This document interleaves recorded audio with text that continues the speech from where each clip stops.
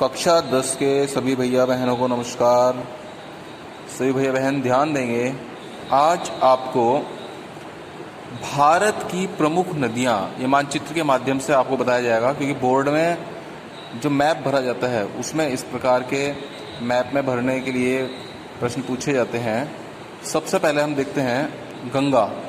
ये भारत की सबसे लंबी नदी है और उत्तराखंड में गंगोत्री से ये निकलती है और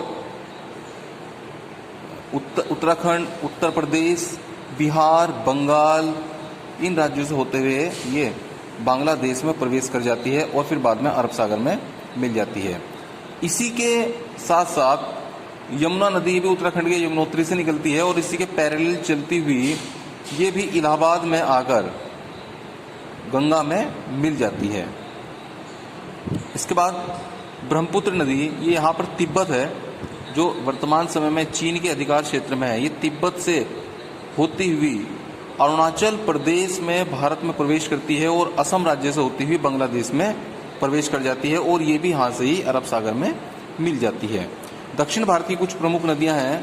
नर्मदा नदी, ये मध्य प्रदेश में से निकलती है अमरकंटक से और ये यहाँ पे अरब सागर में ये नदी मिल जाती है। इसी के समांतर ताप्ती नदी है, ये भी मध्य प्रदेश से ही निकलते हुए अरब सागर में मिल जाती है। इसके बाद गोदावरी नदी है, ये महाराष्ट्र से निकलती है, नासिक से, और दक्षिण भारत की सबसे लंबी नदी भी है। ये नदी बंगाल की खाड़ी, ये सारी बंगाल की खाड़ी है इस तरफ, इसमें जाके अंत में गिर जाती है। कृष्णा नदी, ये कर्नाटक राज्य से निकलती है और ये भी अंत में यहाँ पे इन राज्यों से होते हुए बंगाल की खाड़ी में मिल जाती है। और कावेरी नदी, ये भी दक्षिण भारत की एक प्रमुख नदी है और अंत में ये भी बंगाल की खाड़ी में जाके मिल जाती है।